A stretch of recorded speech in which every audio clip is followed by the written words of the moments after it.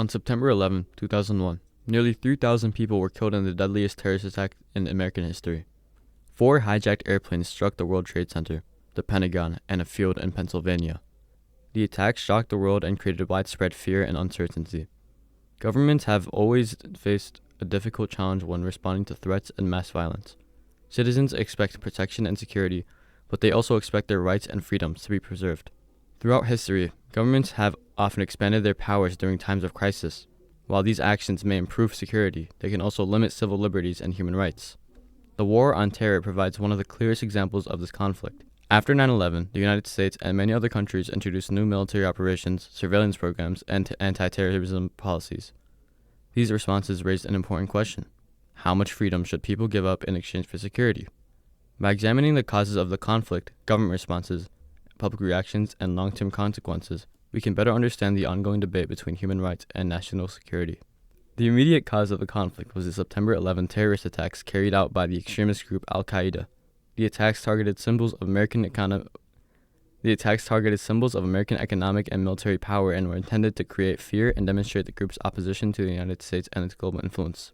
In a televised address on the evening of September 11, President George W. Bush described the attacks as evil, despicable acts of terror, and declared that America would make no distinction between the terrorists and those who harbored them. Good evening. Today, our fellow citizens, our way of life, our very freedom came under attack in a series of deliberate and deadly terrorist acts. The search is underway for those who are behind these evil acts. I've directed the full resources of our intelligence and law enforcement communities to find those responsible and to bring them to justice. We will make no distinction between the terrorists who committed these acts and those who harbored them. I appreciate so very much the members of Congress who have joined me in strongly condemning these attacks. And on behalf of the American people, I thank the many world leaders who have called to offer their condolences and assistance. America and our friends and allies join with all those who want peace and security in the world, and we stand together to win the war against terrorism. The attacks created an atmosphere of fear unlike anything the United States had experienced in decades. Many Americans worried that additional attacks could happen at any time. As a result, national security quickly became the government's highest priority. The challenge facing policymakers was determining how to prevent future attacks while maintaining the democratic freedoms that Americans valued. Governments responded through military, legal, and political actions. Just 9 days after the attacks, President Bush addressed a joint session of Congress and the American people.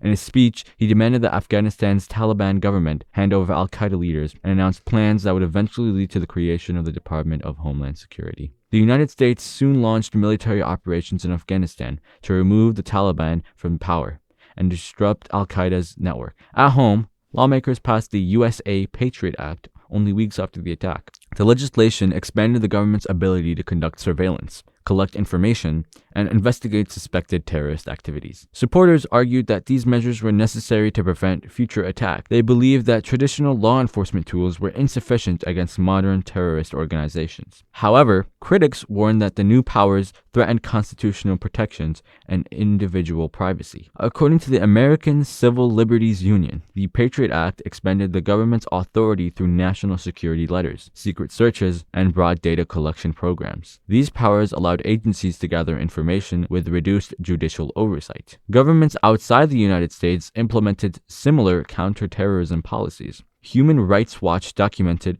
how countries around the world expanded surveillance systems, increased detention powers, and imposed new restrictions in the name of national security. The result was a global shift towards stronger security measures, often at the expense of individual freedoms. To understand why these policies were controversial, it is important to examine the international standards used to protect human rights. Following World War II, the United Nations adopted the Universal Declaration of Human Rights in 1918. The Declaration established fundamental freedoms, including privacy, freedom of expression, equality before the law, and protection from arbitrary treatment. These rights became the foundation for many international human rights agreements. In 1966, the United Nations adopted the International Covenant on Civil and Political Rights, commonly known as the ICCPR.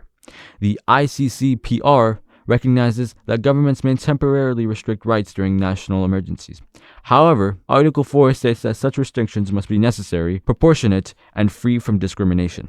Importantly, some rights remain protected under all circumstances and cannot be suspended. These documents reveal that the debate between security and liberty is not new. International law recognizes the need for governments to respond to emergencies, but it also warns against granting unlimited power during times of fear. Public reaction to the government's response was mixed. In the immediate aftermath of 9/11, many Americans strongly supported the increased security measures. Fear of another attack led many citizens to accept these expanded surveillance and military action as necessary sacrifices. Political leaders received widespread public backing, and Congress passed major security legislation with overwhelming support. However, as time passed, opposition began to grow. Civil liberties organizations, journalists, lawyers, activists all questioned whether the same policies have gone too far. Human Rights Watch warned that the indefinite detention, expansion, surveillance, and restrictions on civil liberties could undermine domestic values. Critics argued that governments were using the threats of terrorism to justify powers that have been unacceptable under normal circumstances. Public debate intensified as more information became available about surveillance programs. The rise of social media created new concerns. According to research from the Brennan Center of Justice, agencies such as the FBI, Department of Homeland Security, increasingly monitored online activity to identify potential threats. Supporters argued that social media monitoring helped detect dangerous individuals and prevent violence. Opponents argued that these programs could discourage free speech and create a chilling effect, causing people to fear expressing their opinions online. As a result, society became divided between those who prioritized security and those who prioritized civil liberties. This debate continues today. The consequences of post-9/11 policies continue to shape modern history. One major consequence was the normalization of surveillance. Government agencies gained access to new technologies capable of collecting and analyzing massive amounts of information. Many of these systems remain in use today. The war on terror also transformed foreign policy. Military operations expanded beyond Afghanistan and influenced international relationships for decades. At the same time, legal challenges and public pressure led to reforms. Courts reviewed government programs, journalists exposed controversial practices, and advocacy organizations pushed for stronger privacy protections. The debate also expanded beyond the United States. Countries around the world faced similar questions about balancing security and freedom. Human rights organizations warned that excessive counterterrorism measures could weaken democracy, reduce public trust, and create long-term social divisions. Recent research from the Center of Strategic and International Studies suggests that protecting human rights could actually strengthen national security. The report argues that when government supports freedom of speech, assembly, and political participation, they may increase public frustration and instability. Former United Nations Secretary General Kofi Annan summarized this concern when he stated that sacrificing human rights in response to terrorism effectively gives terrorists a victory. This perspective challenges the assumption that security and liberty must always be in conflict. Now, the main question is, could the outcome have been different? Could the governments respond differently? To be honest, there is no simple answer. Supporters of post-9/11 argue that strong security members helped prevent future attacks and protected millions of people. They maintain extraordinary threats, require extraordinary responses.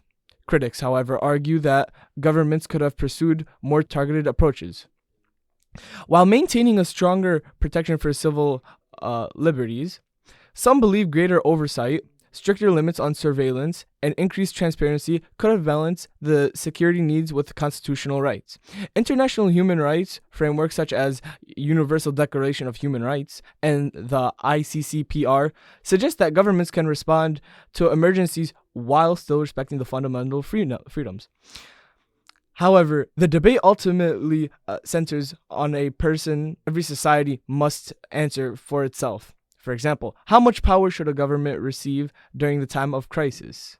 The conflict between human rights and national security remain one of the most important issues in the modern era. The September 11 attack created fear, uncertainty, and demanded protection. Governments responded with military action, surveillance program, and expanded security powers. Many citizens supported these efforts, believing that it was necessary to prevent future violation. Others warned that sacrificing freedom in the name of security could have lasting consequences. The long-term effects could continue the law, technology, politicals, and everyday life. Ultimately, the war on terror demonstrates that responding to threats is never simple a question of security. It also questions of the value. And how the government and societies respond to violence determines not only how safe the people are, but also how free they remain. As future generations confront with new challenges, the balance of liberty and security will continue to shape the world they inherit.